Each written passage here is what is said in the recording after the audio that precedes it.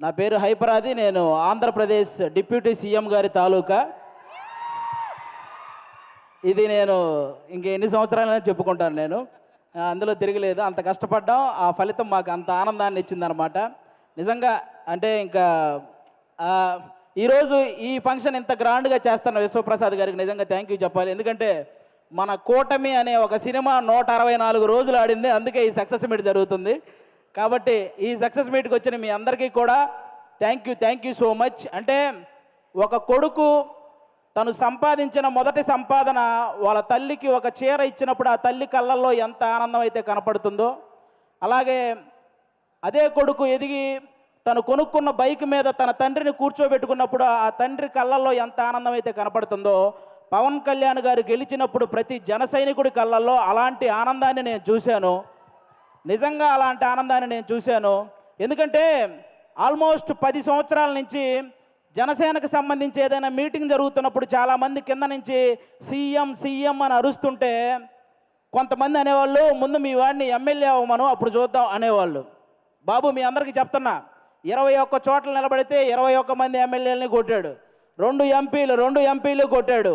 ఇప్పుడు మాట్లాడండి ఎవరైనా, ఆంధ్రప్రదేశ్కి డిప్యూటీ సీఎం, మరి ఇంకెంతకంటే ఏం చెప్పాలి? వాళ్ళందరికీ ఈరోజు చెప్తున్నాను, రాజకీయం అనేది బ్రతికి ఉన్నంతకాలం పవన్ కళ్యాణ్ అనే పేరు వినబడుతూనే ఉంటుంది. అలాంటి సక్సెస్ని మీరు ఈరోజు చూశారు. నాకు తెలిసి 10వ తరగతి సోషల్ బుక్లో మీరందరూ చరిత్రల గురించి చదువుతుంటారు, చాలామంది రాజుల చరిత్ర. వాళ్ళందరికీ ఏమాత్రం తీసిపోని చరిత్ర ఈరోజు పవన్ కళ్యాణ్ గారిది. ఆ రాజుల కాలంలో వాళ్ళు చేసిన యుద్ధాలు, లేకపోతే కుర్చీల కోసం కొట్లాట, చావులు ఇవి మాత్రమే ఉంటాయి.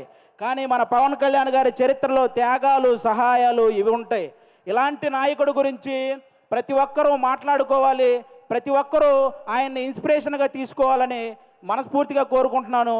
ఈ ప్రపంచంలో ఎలాంటి నాయకుడైనా గెలిస్తే ఒక గర్వం ఉంటుంది, కానీ ఒక్క పవన్ కళ్యాణ్ గారిలోనే గెలిచిన తర్వాత ఒక భయాన్ని నేను చూశాను. ఎందుకంటే ప్రజలు నా మీద ఇంత బాధ్యత పెట్టారు, ఆ బాధ్యతని 100% స్ట్రైక్ రేట్తో ఎలాగైతే నేను ఎమ్మెల్యేలని సాధించానో అదే 100% స్ట్రైక్ రేట్తో ఆ బాధ్యతలన్నీ నిర్వర్తించాలనే భయం ఆయన కళ్ళల్లో నేను చూశాను.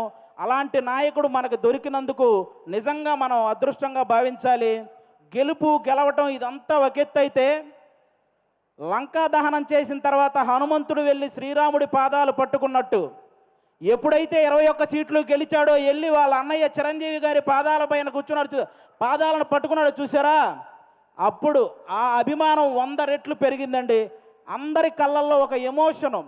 అంటే మెగా ఫ్యామిలీకి ఎప్పుడు దూరంగా ఉంటాడు కళ్యాణ్ గారు, దూరంగా ఉంటాడని అనుకునే వాళ్ళందరికీ ఈ విజయాన్ని తీసుకెళ్ళి అన్న దగ్గర పెట్టాడు చూసారా, అంతకంటే ఎమోషనల్ మూమెంట్ ఇంకోటి లేదు. అది మనకి ఎప్పటికీ గుర్తుండిపోతుంది.